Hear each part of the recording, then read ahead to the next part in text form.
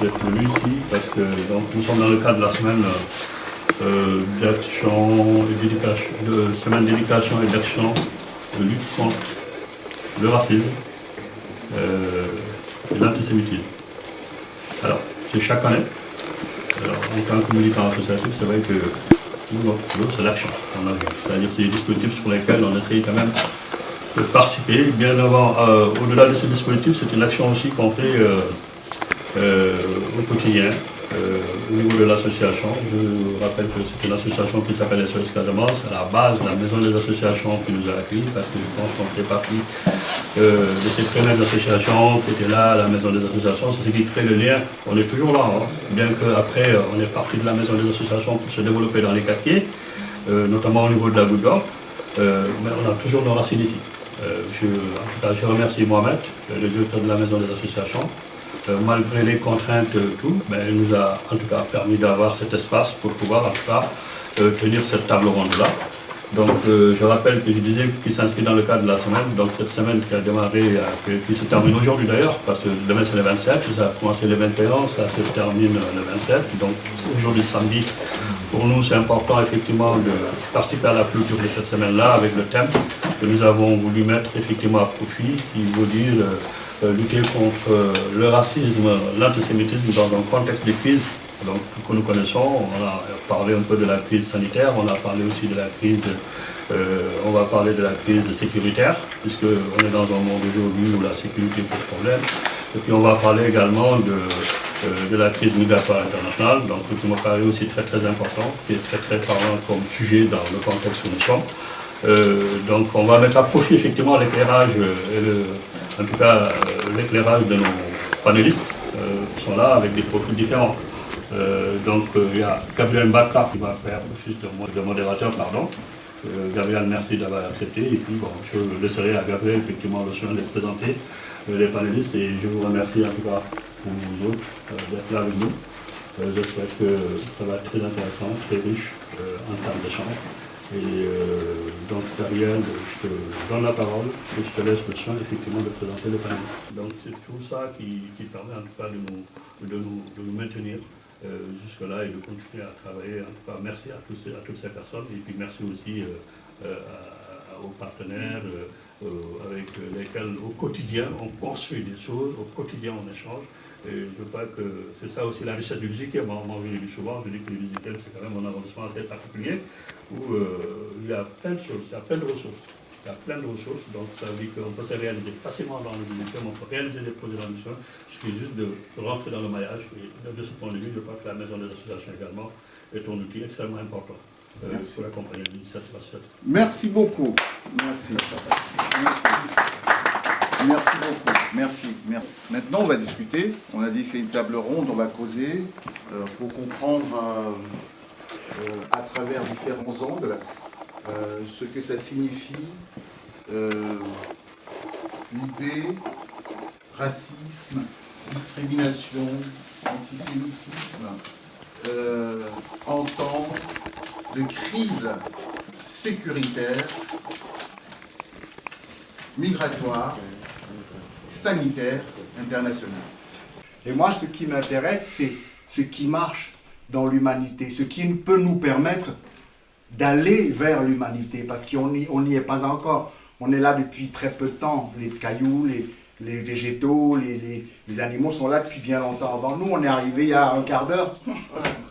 Et par rapport à l'éternité, qu'est-ce qu'on fait de la planète? Rien. On est des enfants qui jouent avec des jouets sophistiqués parce qu'on a des mains qui savent faire des choses. Et donc, du coup, c'est une excellente nouvelle. Nous sommes encore très jeunes. Et qui dit jeunesse, dit par l'éducation, on peut encore savoir comment faire. Et de par mon métier, je réalise que la chose, la première nation, le premier pays, le premier territoire qu'il faut gérer avant de gérer la France, le Cameroun, c'est ce territoire-ci. C'est celui dans lequel on habite et celui qui nous amène d'un point du monde à l'autre, d'un pays à l'autre. Si on ne sait pas le gérer, comment on veut gérer une nation? Comment on veut gérer un pays? Comment on veut gérer une famille? 18e est un arrondissement où on sait vivre. on sait vivre avec la diversité des origines qui habitent. Voilà, chacun son histoire, chacun ses activités, chacun ses centres d'intérêt, etc. Et on sait vivre. Ce qui m'incite d'ailleurs à dire une chose, c'est que bien souvent, en fait, la discrimination et le racisme, c'est souvent d'abord à l'origine de la méconnaissance. Parce que quand on vit tous ensemble, là, dans le 18e, on se connaît, il n'y a pas de sujet de racisme entre nous tous. Enfin, on est habitués à vivre ensemble, à se trouver dans les quartiers, à se croiser, à faire nos courses au même endroit, à se retrouver ici et là, etc. Parce qu'on se connaît, et donc il n'y a pas. Et quand il y a la connaissance, il n'y a pas la peur. Et singulièrement, en période effectivement de crise, où quand on est en difficulté de vie, il faut bien trouver un responsable. Et c'est tellement plus facile de trouver un responsable que d'essayer de trouver des solutions, parfois pas si simples. Quand c'est une crise économique, l'économie, ça ne se relance pas comme ça. C'est pas une décision, une signature en bas d'une feuille qui règle tout. Donc, par contre, c'est facile de dire, tiens, c'est la faute de cela, parce que s'ils n'étaient pas là, on vivrait beaucoup mieux. Donc, voilà, ça c'est un peu ce qu'on retrouve, ce que l'on retrouve à chaque fois. Et par bonheur, dans le 18e, on est quand même si tout n'est pas parfait dans le 18e, loin de là, et les difficultés existent bien, on les mesure tous les jours, mais des choses se font quand même.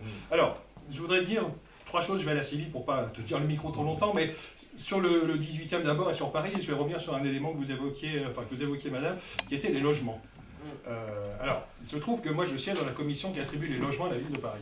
Les logements sociaux, évidemment, les privés, les propriétaires le font tout seuls. Parenthèse d'ailleurs, le font tout seul avec les agences immobilières il y a encore quelques jours, la semaine dernière. Il y avait l'étude encore de testing qui avait été effectuée. Vous voyez, grosso modo, ça s'était allé. Un tout petit peu amélioré. Enfin, quand on demandait aux agences immobilières de recruter des locataires, pas certaines catégories, à peu près 1 sur 2 disait que oui, vous avez raison, parce qu'on a beaucoup de problèmes avec ces gens-là. Donc, on a encore quand même énormément de travail. Donc, voilà, le logement privé. Le logement public, le logement social, il faut bien savoir une chose, c'est que les attributions de logement se font sur des propositions anonymes. C'est-à-dire que quand moi, avec mes collègues, je retiens tel dossier, je ne sais pas qui c'est. Je vois simplement une description des conditions de vie qui sont précisées, la composition de la famille, le logement qui est demandé, les revenus, parce qu'effectivement, il y a différentes catégories de logements correspondant à des plafonds de revenus, et effectivement, il y en a 3, etc. Donc, on a besoin d'avoir cette mention-là de revenus, des préférences en termes de localisation, des éventuels handicaps, vous voyez, des éléments tout à fait précis et très, très objectifs, et ce n'est que là-dessus. Et sans les noms, on n'a pas les noms. On n'a pas les noms. On ne sait pas qui c'est, donc on sait encore moins les origines, pour être très concret. Mais, et je dis un mais, c'est qu'il se trouve que, comme par hasard, les gens qui sont les plus en difficulté, on les retrouve quand même beaucoup plus d'un côté que de l'autre. Voilà. Il y a eu aussi un certain racisme qui, je pense, est resté dans les institutions. On a du mal à le dire en France, mais il y a effectivement un racisme systémique. Non parce qu'il y a volontairement des actes racistes qui sont posés. On n'est plus à l'époque où on traitait les gens de sales nègres. C'est fini ça. C'est plus ça du tout le racisme. C'est une infériorisation insidieuse. Disons que c'est quand on regarde les faits et qu'on regarde les chiffres, on se rend compte que tiens, c'est bizarre, il y a un traitement différent pour telle personne, telle catégorie de personnes, telle population. Et là, on se dit qu'effectivement, la seule raison pourrait être soit son origine, soit sa couleur, soit sa catégorie sociale. C'est un sujet très difficile. D'associer les politiques publiques à la question raciale, il est très difficile. Il est même explosif. Chaque fois qu'on veut associer ces questions-là. Peut-être que le cheminement qui peut nous amener à affronter ce sujet sereinement serait de dire, puisque l'État est un vestige de son passé, et parfois de son passif, dont il se sépare, dont il se déleste au fil de ses évolutions idéologiques, intellectuelles, philosophiques, il peut arriver qu'il y ait des survivances à l'intérieur de l'État de pratiques qui étaient anciennes et qui ne sont plus aujourd'hui acceptables, mais que l'État, par habitude, parce qu'il s'est installé, n'attaque pas. Le racisme est défini comme étant une idéologie où les races sont différentes. C'est-à-dire que génétiquement, il y a des races qui sont inférieures à d'autres. Alors, cette théorie a permis l'esclavage, Parce qu'on pensait qu'effectivement, il y avait des races qui étaient inférieures, qui ne réfléchissaient pas et qu'il fallait tout faire à leur place. Cette même théorie donc, a été utilisée pour expliquer le colonialisme, jusqu'à ce qu'on se rende compte que la notion de race n'existe pas. Pourquoi la notion de race n'existe pas? Dans les années 90, ils sont arrivés à découvrir ce qu'on appelle le code génétique. Et on s'est rendu compte finalement. De quoi parlait-on? De race. Race noire, race blanche, jaune et rouge. Mais il y a des personnes qui ne font pas partie de ces couleurs. Ne font-ils pas partie de l'humanité? C'est à ce moment qu'on s'est rendu compte que la race n'existait pas. La notion de race a été discréditée par les scientifiques, abandonnée, mise de côté. Parce que la couleur n'est absolument rien. Lorsque l'ancêtre commun, tout le monde le sait maintenant, dans les universités et partout on l'enseigne, que l'homme vient de l'Afrique, ce n'est un secret pour personne. Lorsque l'ancêtre est resté, s'est développé en Afrique, il vivait de cueillette, de chasse et de pêche, etc. À l'occasion de la tectonique des plaques, il y a eu la fermeture de la Méditerranée. Ils sont arrivés en Asie et en Europe. Donc il y a deux voies par lesquelles les Africains sont arrivés. Quand ils étaient en Afrique, il y avait les rayons UV, il y avait le soleil. Et ça, la synthèse de la mélanine, c'est la mélanine qui permet cette couleur. Et cette mélanine est synthétisée par un gène. C'est ce gène qui nous permet d'avoir cette couleur. Et je voudrais vous dire une chose, que l'école pendant longtemps a été un des vecteurs de ce racisme. Puisque dans les manuels scolaires, les enfants ici, ou ceux qui sont passés dans l'éducation ici, ne me contrediront pas, que dans les manuels scolaires, jusqu'il y a récemment, tout ce qui était de mal, c'est des Africains qu'on montrait. Quand il y avait la misère, les maladies, à chaque fois. Et beaucoup de nos élèves, et des fois, des élèves, des professeurs réglaient leur compte avec les élèves par ça. Il a eu des difficultés avec un élève. On a vu de bons élèves qui ont décroché, mais les gens ne comprenaient pas pourquoi. Vous venez, prenez le livre à telle page. Et ça, c'est en biologie et en histoire. Oh ben, c'est toujours qui? C'est les Africains. Et donc, l'école a été pendant longtemps le support à véhiculer. Et ce sont ces personnes à l'école. Et puis on disait, franchement, quand on disait des choses de l'Afrique, ce n'était que du négatif. Eh bien, ne serait pas là s'il n'y avait pas eu le courage des Noirs partis d'Afrique pour se déplacer. Si ils ne s'étaient pas déplacés, nous ne serions pas là. Parce que le propre de l'homme pour survivre, c'est de voyager, c'est de se déplacer, sinon l'humain n'existerait plus sur Terre. Il s'est déplacé en fonction du climat. Hein? Et ce n'est pas par hasard qu'on est noir, parce que nous sommes tous noirs, parce que nous sommes tous venus du même endroit d'Afrique. Et nous sommes tous cousins, parce que nos mélanges, nos grands, arrière-grands-parents, hein, ne se sont pas mélangés avec des blancs qui n'existaient pas encore, mais ont suivi le climat. Et c'est le climat et c'est la façon dont on vit dans le pays où on est arrivé qui a fait que nous avons perdu notre couleur noire. Hein, que nous avons aussi été plus grands ou plus petits, parce qu'on s'apercevra que les gens du Nord sont plus petits que les gens d'Afrique, parce que les gens du Nord, il faut qu'ils se protègent du froid, donc ils grandissent moins vite, tandis que les gens d'Afrique sont en relation directe avec le soleil, tout là-haut. C'est pour ça qu'ils sont grands. Hein? La crise est tout simplement un moment de rupture. La crise est un moment où effectivement une cassure, une faille. Ça peut être une crise émotionnelle, ça peut être une crise, la guerre en ce moment, on reviendra là-dessus, mais c'est une fracture. dans une continuité, il y a quelque chose qui vient casser le rythme continu. Quand il y a cette crise-là, le visage se révèle. Et c'est ça la difficulté. L'autre image que je vais prendre, vous voyez, quand vous voyez de l'eau plate, vous vous dites, oh, c'est super. Mais nous, autres philosophes, qu'est-ce qu'on fait? On prend le bâton, on touille. Pour regarder qu'est-ce qu'il y a en bas. Parce qu'on ne se satisfait pas de cette tranquillité-là, de cette surface. On va voir au-delà. C'est pourquoi on éduque les enfants, on les entraîne, on les initie, effectivement, à être prudents. Sinon, nous tous, on est passés par là. On voit la gueule du loup, on va vouloir mettre notre main dedans. Oui, parce que l'enfant, il est par essence innocent. Il ne comprend pas le danger. Nous tous qui sommes passés par là, ben, on transmet à ces enfants-là, effectivement, la méfiance et la prudence. Et aussi l'esprit critique. C'est cet esprit critique-là que j'avais tenté de donner ici, à travers tout ce que je dis, pour que vous compreniez effectivement que c'est fini le sentiment d'imposture. C'est-à-dire que je ne suis pas à ma place. Nous sommes tous à nos places. Et j'aime beaucoup Marie quand elle nous dit ces choses-là. Marie, c'est elle.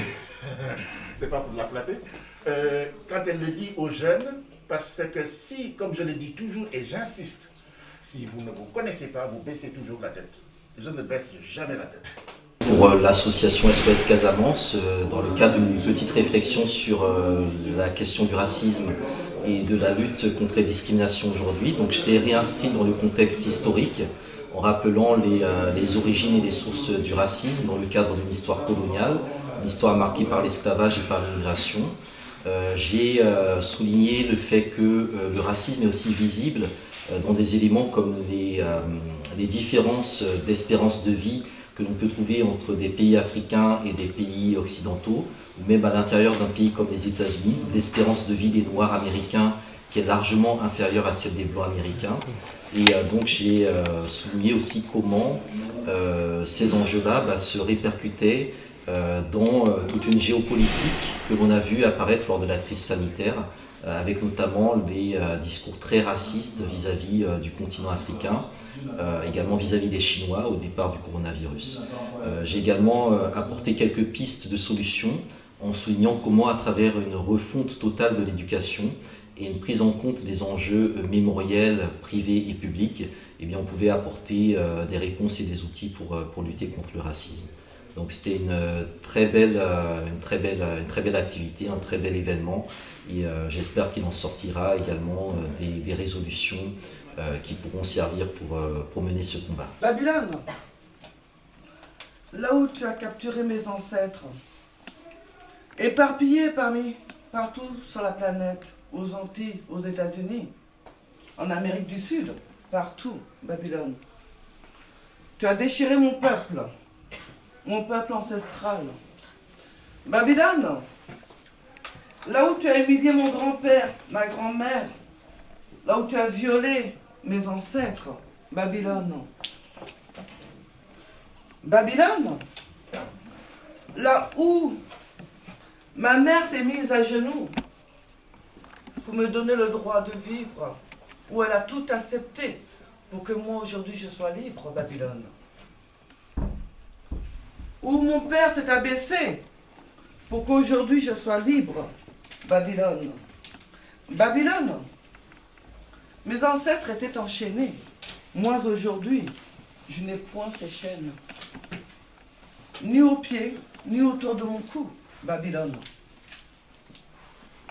Babylone, là où tu as programmé mon esprit, programmé ceux de mes ancêtres, aveuglés pour me faire croire qu'en venant chez toi, je serais plus heureuse. Babylone,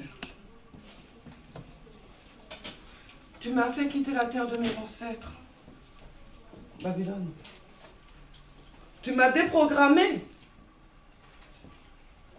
Tu as fouetté mon esprit, mon être, Babylone. Je ne sais plus qui je suis, d'où je viens, en dehors de ma couleur de peau d'ébène, la couleur du soleil qu'on dit cramé. Et pourtant, c'est cette couleur qui me rappelle d'où je viens, qui je suis. Tu as tout fait pour que j'oublie mon histoire. Tu as tout fait pour que j'oublie, même mon langage. Moi, l'enfant qui est né sur la terre d'Afrique. Moi, l'enfant d'Afrique qui est venu sans rien demander. Comparé à mes frères et sœurs qui se jettent à la mer actuellement pour venir et qui meurent. Des femmes, des enfants. Babylone. Combien de temps cela va encore durer? Mais est-ce de votre faute ou de la nôtre? Oh Babylone, nous devons tous nous remettre en question. Tous. Qui manque pour se définir. Et je trouve qu'on est victime de ça. On est victime de gens qui, parce qu'ils avaient le pouvoir, prenaient leur malaise et nous l'imposaient. Et à mon avis, la notion de racisme, de supérieur, d'inférieur vient de là. Le meilleur exemple, c'est celui comme Z qu'on ne va pas citer, mais qui dans les guerres, les 2 guerres arrive et dit au monde, ça c'est une race inférieure, il faut les zigouiller tous. Moi je vais vous dire, c'est quoi la race supérieure? Et la race supérieure, c'est tout le contraire de lui. C'est un petit bonhomme noir aux cheveux bruns qui dit que l'homme parfait, c'est un grand blond aux yeux bleus. Et il n'y a personne qui prend un flingue et lui fait boum, maintenant on va trouver l'homme parfait. On le suit. C'est-à-dire qu'il impose ses malaises au monde entier à la recherche de l'homme pur qu'il n'est pas. Et cette idéologie-là, ce que les idées racontent, l'idéologos, se retrouve dans tous nos problèmes médicaux, médiatiques et méditatifs. On parle toujours de média, middle, milieu, le cœur. C'est-à-dire qu'il y a quelqu'un dans son cœur qui pense un truc et ça affecte tout. C'est-à-dire qu'avant d'affecter le racisme, l'autre nous, ça affecte notre nourriture. Le sel n'était pas blanc. Le sucre n'était pas blanc. Le cochon n'était pas blanc. Il est devenu rose par la force de Picouze. Parce qu'il y a quelqu'un qui a dit, le noir c'est sale. Et il faut que le cochon, pour que je le mange, il soit beau, il soit pur, blanc, comme le paradis, comme Dieu, comme les anges. Et c'est comme ça que le sel est devenu cancérigène. Parce que le sel à l'origine, qui est un peu gris, est moins cancérigène que le sel blanc. Le sucre qui est noir, à l'origine, qui est brun ou qui est foncé, la mélasse est noire. Mais quelqu'un a dit, ça c'est sale, et il a blanchi le sucre, et on a des cancers à cause de ça. Donc au-delà des problèmes humains, on a des problèmes de nourriture, on a des problèmes de respiration, parce que quelqu'un a dit, le noir est sale. Et on est victime de ça. Et si on ne se réunit pas tous entre nous pour définir les malaises des malades qui nous dirigent, ce n'est pas une question de couleur de peau, ce n'est pas une question d'origine, ce n'est pas une question d'être camerounais ou sénégalais, machin, c'est une question de malades à qui on laisse le pouvoir et qui décident, parce qu'ils ne se sentent pas bien, que leur malaise devient la règle. Aujourd'hui, on est content de voir des jeunes parmi nous. Pour un sujet aussi important, de voir la jeunesse, c'est tellement réjouissant, puisque ça veut dire qu'il y a une relève, il y a une jeunesse qui est là, qui est prête, et que vous avez éduqué. Est-ce que tu peux nous parler rapidement de ton travail social ici? Oui, alors, c'est vrai que c'est difficile de parler de soi-même, hein, parce qu'on est tellement dans l'action, qu'on a des fois, on oublie de se parler, mais c'est vrai qu'on fait beaucoup d'actions sur le terrain. Donc, sur le terrain, au niveau du quartier de Goutte-Gord, on fait du soutien scolaire, on fait de l'accompagnement linguistique et l'alphabétisation, qui est quand même une action récurrente qui vient tout le temps, avec des femmes, des jeunes, donc des primo-arrivants. Ça, c'est toute la semaine, on y est. Et puis, on fait aussi de l'accompagnement administratif, donc de l'accès au droit. Je travaille aussi avec Marie qui est là, qui est du BRAP. On travaille beaucoup sur l'accompagnement des personnes qui sont dans le parcours d'intégration, sur l'accès au droit. Il y a beaucoup d'orientation souvent sur des personnes qu'on envoie chez Marie. Tout à fait disponible effectivement à accompagner ces personnes-là également. Donc, ce qui fait que c'est un travail qui se fait, mais en réseau également avec d'autres synergies.